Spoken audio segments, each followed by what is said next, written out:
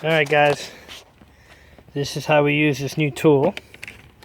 Robinair makes it, and the beautiful part is that you don't have to do any bleeding or purging. Anyone that's done this on a Pentastar knows it's a pain in the ass. So here we go. You got this little tool here. It's pretty cool. Got like a cone on it. And you just gotta shove it right where your radiator cap goes. Shove it down on there.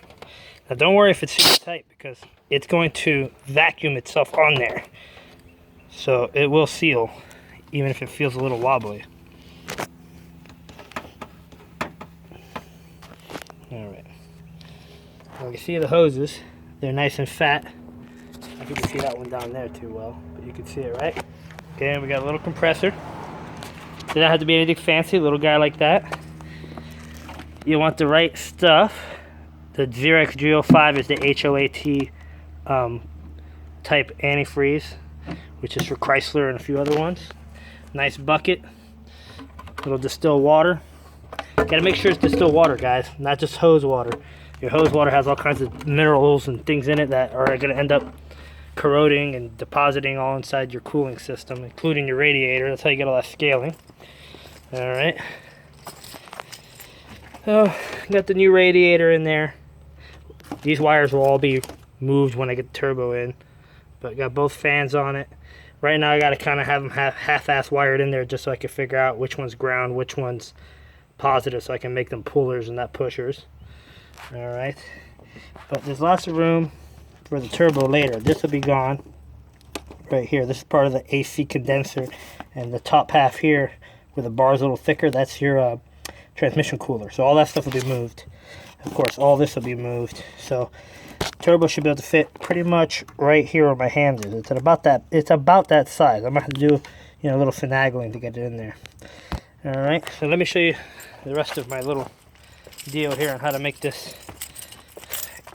an airproof type situation. So once you got it all charged up, you just push this little button right here. It's gonna start pulling all the air out of the system. You want to get this down as much as it'll go.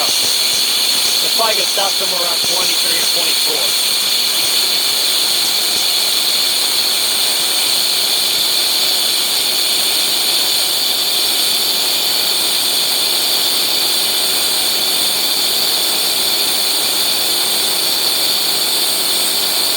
All it's doing is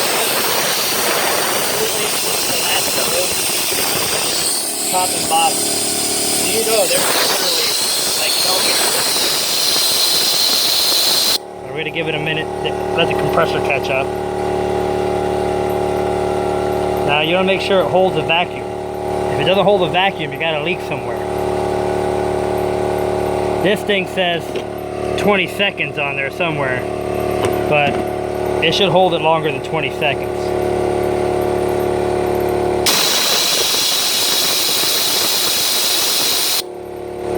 Let it catch up a little bit.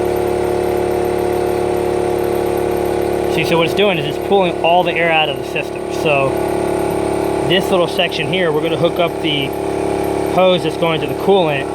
We're going to pull the coolant up to the valve, and then we're going to close it and re-vac it down.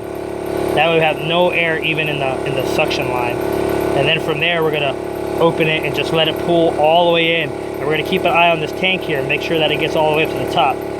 One key thing is to never let it run out of coolant in the bucket, or else you're going to suck air in, and that kind of defeats the purpose. So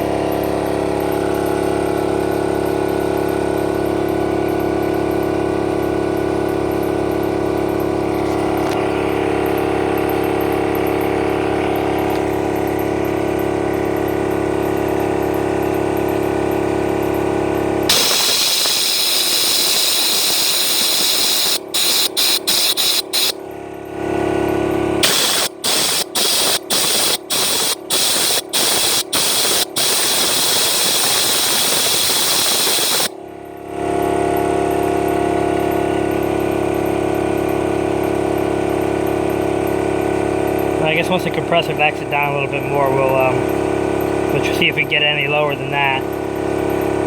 It's just barely in the green there, but with the new radiator and everything in it, who knows? One thing's for sure, it's not leaking down, so that's good.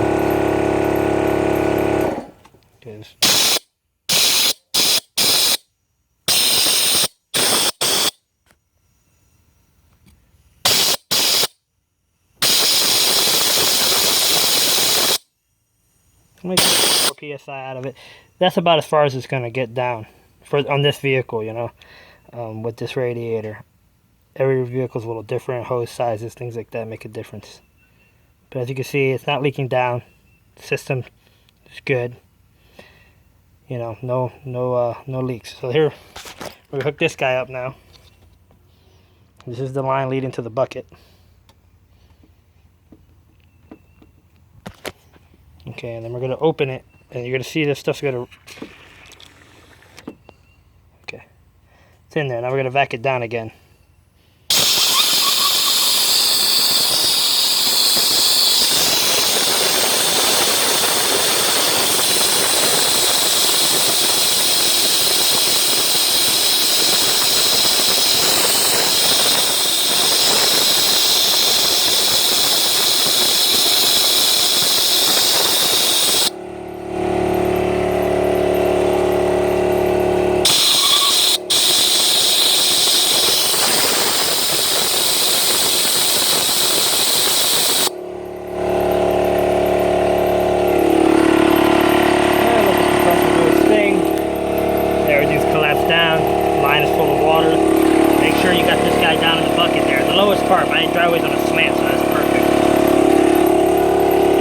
Engine bay looks like hell right now, so I don't need any comments, guys.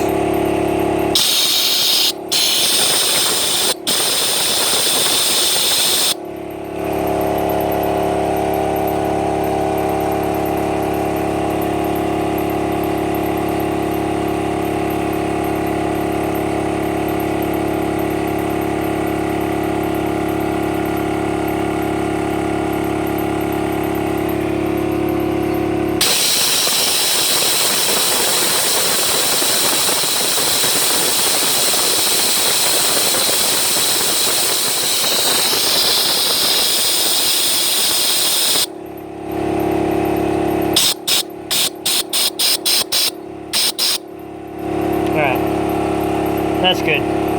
Let's go ahead and turn this guy off. Alright, let's go ahead and fill her up. So here we go, guys.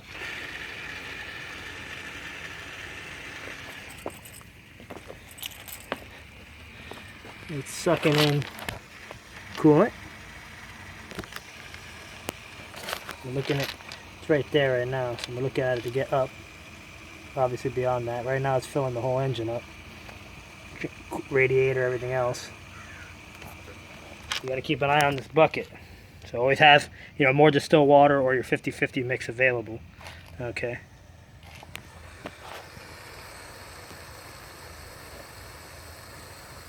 Okay,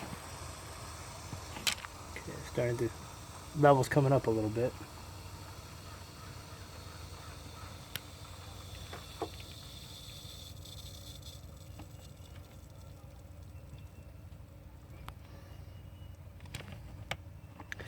Alright, well, cold levels up here, but my bucket's getting a little low, so I'm going to put a little bit more distilled water in it. I'm in Florida, so 50-50 doesn't apply over here.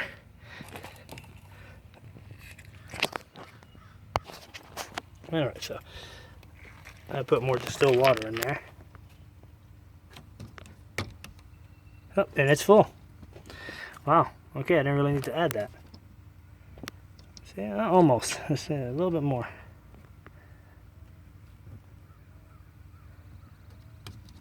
Yep, and it's full. Okay, so that's how you do it, guys. No air in this system now. Didn't have to purge it or anything. So that's it. To be continued. Don't mind my 2 little crappy screws there. We're going to change those later. And we'll see how it goes.